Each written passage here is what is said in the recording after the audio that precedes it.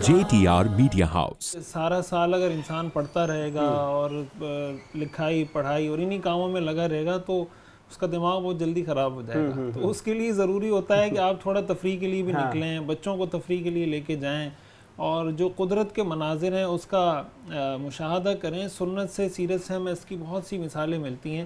ہمارے ہاں جب بعض لوگ بہت کوئی خشک قسم کے دیندار ہوتے ہیں نا, تو وہ پھر اس طرح کی بھی بہت سی چیزوں کو ناجائز اور حرام کر دیتے ہیں کہ جس کو شریعت نے جائز قرار دیا ہوتا ہے. تو ایک بنیادی مقصد تو میرا اس میں یہ بھی تھا کہ ہم جائیں تھوڑا تفریح کریں. اور آپ یقین کریں کہ جب وہاں ان علاقوں میں ہم گئے مختلف دوستوں کے ساتھ اور پہاڑوں پہ جانا ہوا, مختلف قسم کے پھل پودے چیزیں دیکھیں, تو اس سے اور زیادہ انسان کے دل میں اللہ کی قدرت کا یقین, اللہ کی عظمت کا احساس اور زیادہ یعنی غیر شعوری طور پر مضبوط اور پختہ ہو جاتا ہے کہ اور ان لوگوں پہ مجھے بہت حیرت ہو رہی تھی جب میں ابھی گیا. مختلف چیزیں میں نے دیکھنے کو وہاں ملی کہ وہ لوگ پتہ نہیں اپنے آپ کو عقل مند کیسے کہتے ہیں جو یہ کہتے ہیں کہ یہ دنیا خود بخود بن گئی. یعنی ان لوگوں پہ حیرت ہوتی ہے جو دہریہ ہے تو مانتے نہیں کہ دہریت لبرل, یا جو کہتے ہیں کہ جناب ہم کسی مذہب کو نہیں مانتے, ہم کسی خدا کو نہیں مانتے.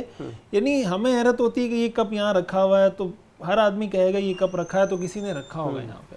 اب جناب وہ مثال کے طور پر آلو کی جو بیل ہوتی ہے, وہاں مجھے ساتھیوں نے بتایا کہ بھائی یہ آلو کا ایک اس کی جو کاشیں بنا کے ڈالی جاتی ہیں تو اس سے جو پودا نکلتا ہے, جو بیل نکلتی ہے, اس کے نیچے ایک بیل میں تقریباً 6-7 آلو لگ جاتے ہیں.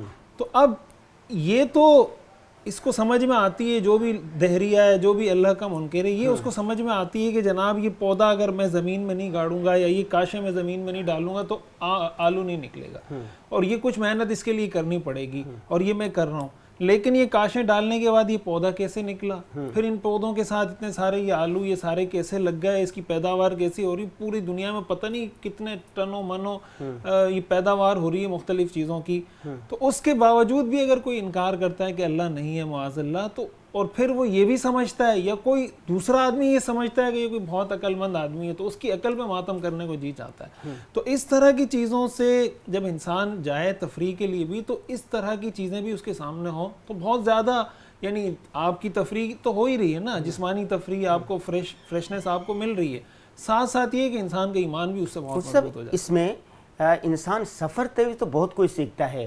اور قل سیروا فی الارض کا کیا مطلب ہے؟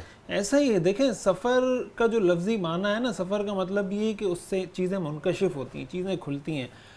اور آپ اگر کسی کے ساتھ سفر کر رہے ہوں تو آپ کو اس کے اخلاق عادات اس کے سامنے آ جاتی ہیں, آپ کی اخلاق عادات اس کے سامنے آ جاتی ہیں. قرآن کریم میں جو اللہ تعالیٰ نے سیر فی الارض کا حکم دیا ہے, اور تو بنیادی طور پر سیر فی الارض یا زمین میں گھومنے پھرنے کو ایک مقصد کے ساتھ جوڑا ہے. فانظروا کیف کان عاقبۃ المکذبین یا فانظروا کیف بدأ الخلق, کہ آپ دیکھیں ذرا اللہ نے کیسے پیدا کیا, اور اگر کسی عذاب والے علاقے سے جانا ہوا تو دیکھیں اللہ نے کیسے اس قوم کو عذاب میں مبتلا کیا. تو حقیقت یہ ہے کہ بہت سی چیزیں, بہت سے یعنی ایسے تجربات انسان کو سفر میں ہوتے ہیں. دیکھیں آپ لوگوں سے ملتے ہیں نا, مختلف طبیعتیں, مختلف زبانیں, مختلف قومیں ہیں, مختلف کلچر ہیں.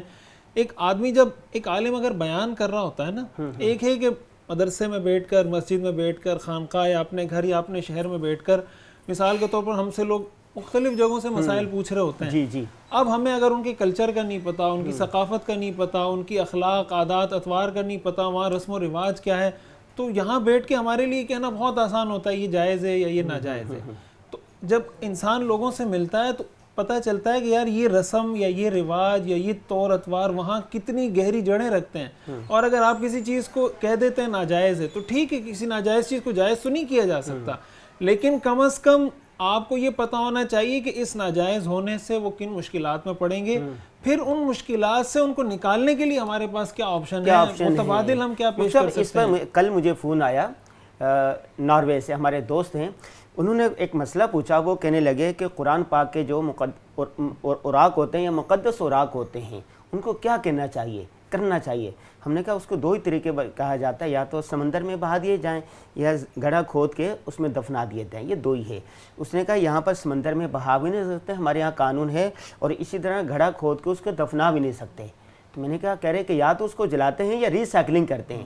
تو میں نے کہا اس کو جلانا بھی نہیں چاہیے, اس پر توہین کا اور یہ ساری چیزیں ہو سکتی ہے.